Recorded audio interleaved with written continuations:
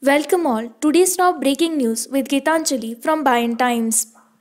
Naralokesh escapes narrowly in tractor accident. TDP National General Secretary and MLC Naralokesh escaped unhurt when the tractor he was driving went into a roadside canal. Naralokesh is touring West Godavari district and he drove the tractor at Siddhipuram in Akividu Mandal. MLA Manthina Ramaraju was sitting right next to Lokesh and his swift reaction to the accident helped all. Naralokesh security personnel and TDP workers were relieved to see that Lokesh and all in the vehicle escaped unhurt in the incident. Naralokesh is visiting the flood-affected areas in the state and the victim. Hyderabad, Naini Narasimha Reddy's wife passes away.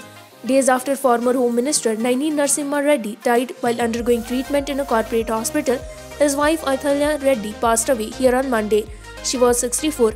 Ahalya had tested COVID-19 positive along with Reddy and both were undergoing treatment in the corporate hospital. After recovering from COVID-19 and testing negative, she however was continuing to undergo treatment for an infection in her lungs. She succumbed to the complication on Monday. Ahalya Reddy had come on a wheelchair to the Mahaprasthanam for the last rites of her husband. Andhra Pradesh 1901 new corona cases. Coronavirus cases are on the decline in Andhra Pradesh.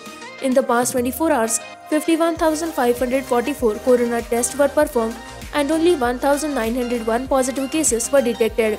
This brings the total number of cases to 8,08,924. The corona caused 19 deaths and a total of 6,606 deaths in the past 24 hours.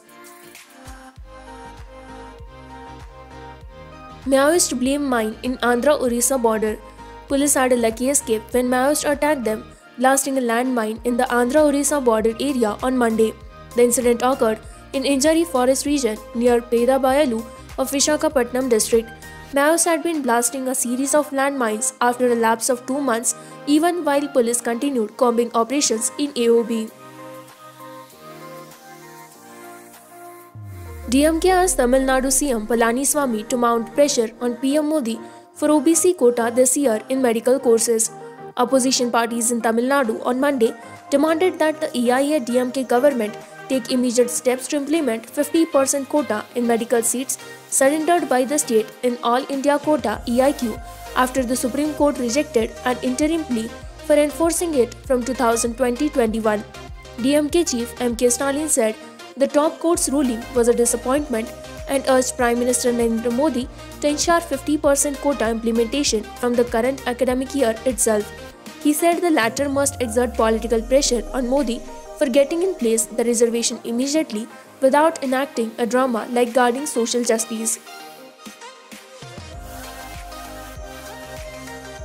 Srisailam Left Bank Hydroelectric Station resumes work. The Srisailam Left Bank Hydroelectric Station SLBHES has resumed working on Monday after a gap of almost 2 months. The unit was closed down after a major fire mishap on August 21 that led to the death of 9 employees. Minister for Energy G. Jagdish Reddy formally turned on Units 1 and 2 of the 6-unit 900 MW hydroelectric power plant, and both units are generating 300 MW of power without any glitches.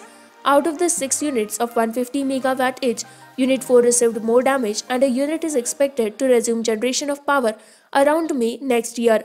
Units 3, 5 and 6 will resume work within 3 months of time, SLBHES Chief Engineer Prabhakar Rao said. KTR hands over 1,152 2BHK flats to beneficiaries. Municipal Administration and Urban Development Minister KT Ramarao on Monday inaugurated and handed over 1,152 2BHK flats to beneficiaries at Jiaguda, Godiki Kabar and Katela Mandi. The houses, constructed at a cost of Rs 95.58 crore as part of the Telangana state government's prestigious Dignity Housing Program, were handed over to 840 beneficiaries at Jiaguda, 192 in Godiki Kabar and 120 in Katela Mandi. Ramarao asked the people not to believe in middlemen to get a house and added that the officials concerned would identify the beneficiaries in a transparent manner. With this, we conclude with our today's news headlines. For more such latest news and updates, like, share and subscribe Bayan Times.